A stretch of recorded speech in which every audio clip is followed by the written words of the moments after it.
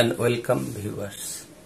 আজকে আমরা তোমাদের 19 নম্বর অধ্যায়ে পরিসংখ্যান চ্যাপ্টারে একটি গুরুত্বপূর্ণ প্রশ্ন বা সমস্যা নিয়ে আলোচনা করব। সেটা হলো যে কোনো চলরাশির প্রতিটা মান যদি সমান হয় তবে তার সম্মুখ পার্থক্য অর্থাৎ স্ট্যান্ডার্ড ডেভিয়েশন শূন্য হয়। ধরি কোনো চলরাশি x যার n সংখ্যক মান হচ্ছে x1 x2 x3 এরকম xn।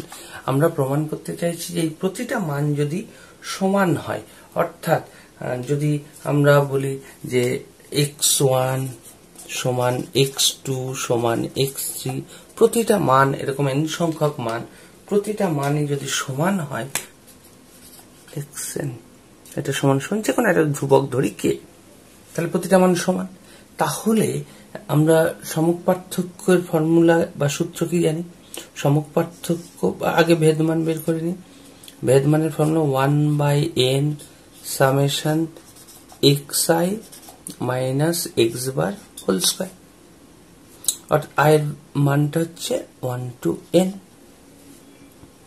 এখন x বার কত? এবার আমরা দেখে নিই আমাদের যে অঙ্কে x1 x2 x3 xn, তাহলে x বার হবে কি এই x1 x2 এদের যোগফল সামেশন xi বাই n। আচ্ছা, সামেশন xi মানে কত?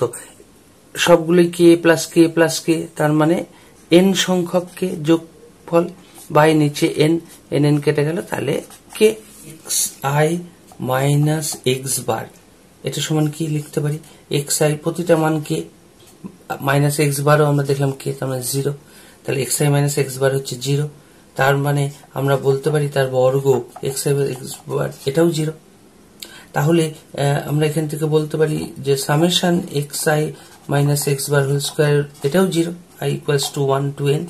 তাহলে আমি যদি n দিয়ে ভাগ করি বোথ সাইড, তাহলে 1/n summation xi minus x bar whole square এটা সমান সমান 0, i এর ভ্যালু অবশ্যই 1 to n। তাহলে এটা মানে কি পেলাম আমরা ফর্মুলা অনুযায়ী? এটা হচ্ছে সিগমা এক্স স্কয়ার মানে ভেদমান বা ভ্যারিয়েন্স। তাহলে সিগমা এক্স স্কয়ার যদি 0 হয় তাহলে সিগমা এক্স ও 0।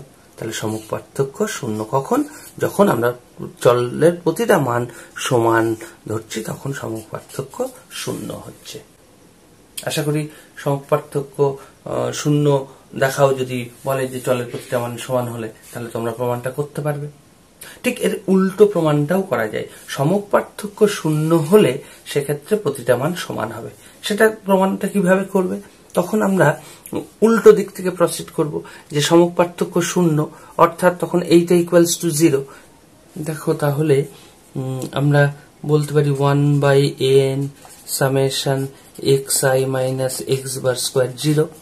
তাহলে 1/n টা দিয়ে যদি আমি বোথ সাইড n দিয়ে গুণ করি, তার মানে এটা কেটে যাবে। তার মানে আমি বলতে পারি summation xi minus x bar whole square 0।